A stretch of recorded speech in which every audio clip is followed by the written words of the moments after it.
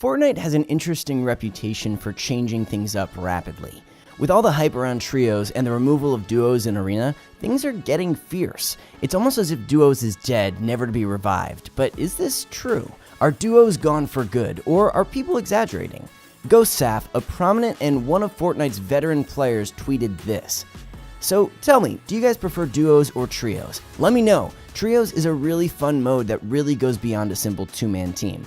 And with the continuous additions of these toxic items, Fortnite seems to be really hitting the competitive scene hard and without mercy. So what's in store for us next? What's up guys, this is your host, your friend, Dan, and in today's video, we're going to be talking about something that's become very mainstream for Fortnite competitive.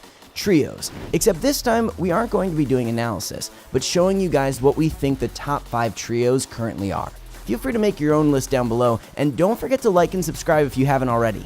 So what's the difference between trios and duos other than an additional player? Well, it turns out that an extra player makes all the difference. I mean, trios seems like the perfect amount of players. Squads is a little bit too much, and duos may get a little bit boring, but trios appears to be the right number. Alrighty, before we get into it, we'd like to announce that we're adding new features to our site. Exclusive guide and analysis videos for our pro members. Also, Pro Pass now grants access to all games. We also have more free coaching passes and points for InstaPro if you are a pro member, so head on over to Pro Guys by clicking the link in the description below. Also, a little reminder, this is our personal top 5 list. We know there are many other talented trios out there, so don't feel bad if you don't see your favorites. Feel free to make your own list and compare it with ours down below. Coming in at number 5, we have the very popular Tfue, 72 Hours, and Cloaksy.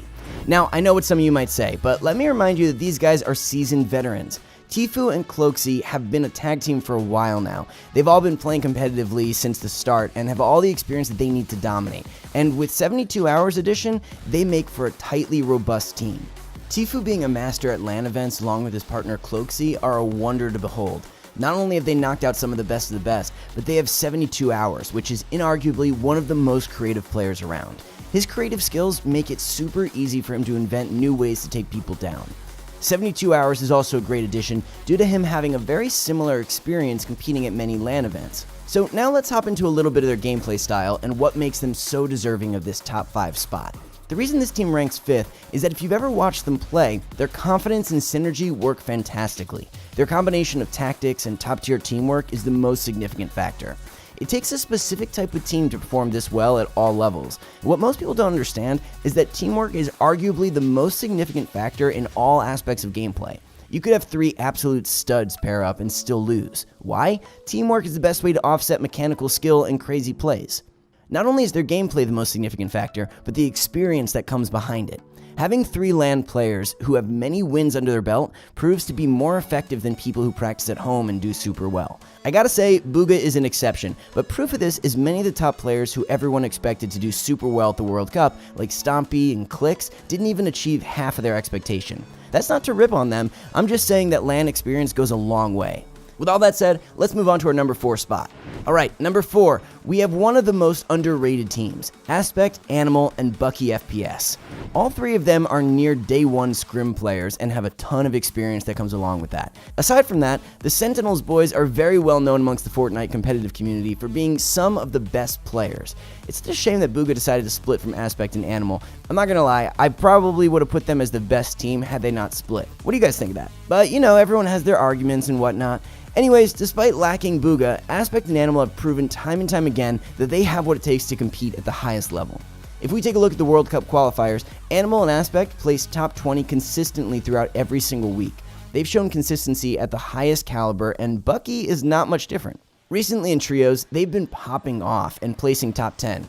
In the Trios event, which took place around a month ago, Bugha, Animal, and Aspect placed first. This team has tremendous potential, and one of the main reasons for the split with Bugha is due to streaming when they scrim. Streaming your tactics and strategy is one of the easiest ways for other players to grief or contest your spots. So I must say, I have a ton of respect for the people who stream their strategy and still end up on top. Now, one of the things that makes this trio so unique is that despite being super mechanically skilled, they also have a genius mind. They find ways to survive the early game even in top tier lobbies and almost always find ways to make it to endgame. In fact, a recent post by one of the pro Discord servers showed Animal's trio taking first place amongst many top tier players. This isn't the first time we've seen this team on top. Another interesting thing I'd point out is their teamwork and callouts is beyond the average player. Unlike many others who decide to call out the enemy location's whereabouts and how much damage they got off, these guys call out what they're doing at every moment of the game. That's what makes this team so dangerous. Next up at number 3, Benji, Mongrel, and Mitro. This trio is notorious for all being mechanically skilled players. We've done analysis videos on these guys in the past, and they all score as top tier performers. What makes this team so formidable is their ability to dominate all ranges of fights, even at the pro level. Mongrel was one of the first Fortnite prodigies and was widely considered the best player until very recently. Mitro has a history of making outlandish and wild plays. He amazed us with his crazy plays and top-tier gun skills. Benji, on the other hand, didn't perform as we expected him to at the World Cup. Regardless, he's still a fantastic player and one of the best. His talent, like Mongrel, revolves around mechanics. He's able to turn the tides in seemingly dismal fights with ease. These three combined make challenging opponents, and it's a shame they don't play actively on the NA server with some of the other pro players. I mean, wouldn't you love to see games like the World Cup more often? I know I would. So anyway, if you've ever noticed, this trio gets most of their kills off of outplaying their opponents and just brute forcing teams. This style of play does work against many opponents, including pro players, because nobody expects you to push them fiercely in specific circumstances. Now that the mech was introduced and the skill of players is rising, it's getting harder and harder for people to get kills against teams, but it's still doable as some of our favorite pros are pulling it off. Our second place champions are Bugha, Clarity G, and Stretch. Now, for those who don't know, Clarity G is a professional scrim player, like Bugha with tons of experience. Stretch is the same, except a little less known. Having a world champion in your team automatically bumps you up a notch. Bugha is by far the best player in the world, with fast hands, incredible mechanics, and deadly shots. He's the undisputed king of Fortnite right now. We saw how prevalent his style play was at the World Cup, and now he's taken it to the next level. Some of you might be wondering why he doesn't play with his Sen team members, and that's for many potential reasons. Number 1, Animal says he doesn't like when Bugha streams while they scrim, which is entirely understandable, but imagine Bugha coming from the World Cup and not being able to stream. Just think of the loss he endures from that. Second, some people say Animal wasn't happy with Bugha's style of play. Another reason is I think that Bugha wanted to be the in-game leader, and Animal is also an IGL, so there could have been a conflict of interest there. Let us know in the comments what you guys think about this.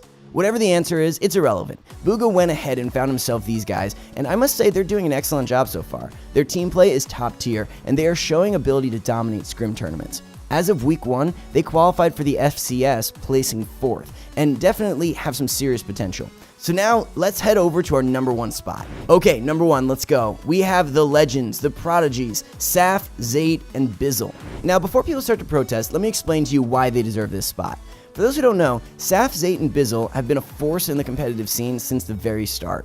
They were some of the only consistent champions who placed top 10 every single event. And if that isn't enough, they have the most LAN experience out of anybody. This team shreds fear in any opposing trio they come against. I remember Bugha saying in Twitch Rivals, "Don't go Loot Lake," and there's only one reason for him to have said that. It's the drop spot of Saf, Zate, and Bizzle. Now let's talk a little bit about why this team is so formidable. We did a duo analysis of Saf and Zate a while back, showing key elements why they win nearly every fight and consistently make it to endgame.